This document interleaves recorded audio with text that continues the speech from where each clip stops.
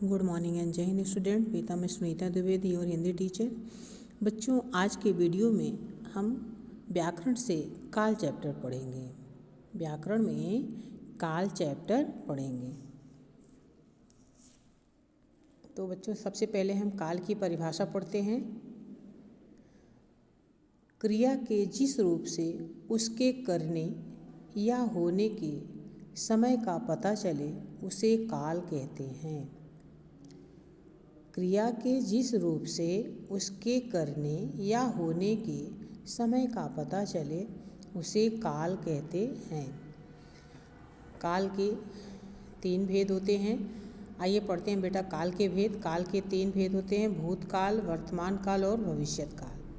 भूतकाल जिसे इंग्लिश में आप पास्ट टेंस कहते हैं, और वर्तमान काल इसे आप प्रेजेंट टेंस कहते हैं, और भविष्यत काल जिसे इंग्लिश में फ्यूचर टेंस कहते हैं। काल यानी टेंस।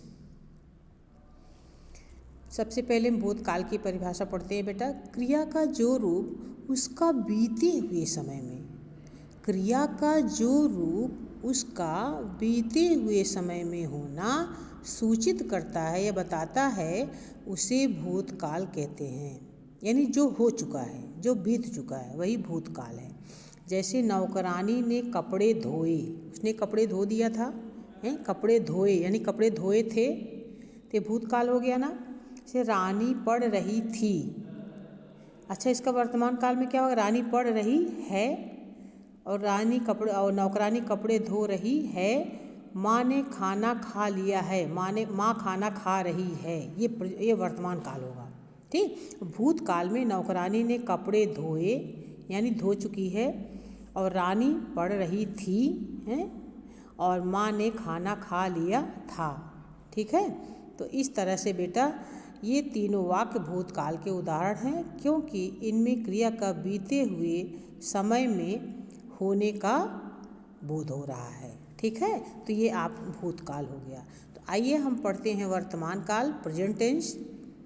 वर्तमान काल क्रिया का जो रूप उसका चल रहे समय में होना सूचित करता है, उसे वर्तमान काल कहते हैं। जैसे ठंड जो अभी हो रहा है, जो इस समय हो रहा है, जैसे मैं पढ़ा रही हूँ, ये कौन सा काल है? वर्तमान काल है। आप पढ़ रहे हैं, कौन से काल है? ये वर्तमान काल है। जैसे ठंडी हवा चल रही है, ठंडी हवा चल रही है, वर्तमान काल का उदाहरण है। मैदान में बच्चे खेल रहे हैं। हेमंत पत्र लिख रहा है, हेमंत पत्र लिख रहा है। अच्छा, यही भूतकाल में क्या हो जाएगा? भूतकाल में ठंडी हवा पड़ रही थी, और वर्तमान काल में पड़ रही है। मैदान में बच्चे खेल रहे थे, ये भूतकाल होगा। वर्तमान काल खेल रहे हैं। हेमंत पत्र लिख रहा है, भूतकाल में क्या होगा? पत्र लिख रहा था या पत्र लिखा। ठीक। तो ये तीनों वाक्य वर्तमान काल के उदाहरण हैं, क्योंकि इनमें क्रिया चल रहे समय में हो रही, यानी वर्तमान काल में हो रही है। जो वर्तमान काल में जो अभी हो रहा है वही वर्तमान काल, जो हो चुका है भूतकाल, जो अभी होगा। ठीक है। जो इंग्लिश में आप विल शैल पढ़ते हैं, यानी गागेगी, ये है भविष्यत काल, future tense. Number 3 future tense. काल का तीसरा भेद। ठीक है। काल का तीसरा भेद। आइए, क्रिया का जो रूप उसके आने वाले समय में होना सूचित करता है, उसे भविष्यत काल कहते हैं। जैसे मैं मुंबई जाऊंगा, अभी गए नहीं, जाऊंगा, है नहीं, भविष्यत काल में जाएंगे। मैं मुंबई जाऊंगा। निशा डॉक्टर बनेगी, है, बनेगी, अभी बनी नहीं बेटा, बनेगी, यानी बाद में होने वाला है, बाद में बनना है उसको। ठीक है। अभी नहीं बनी है।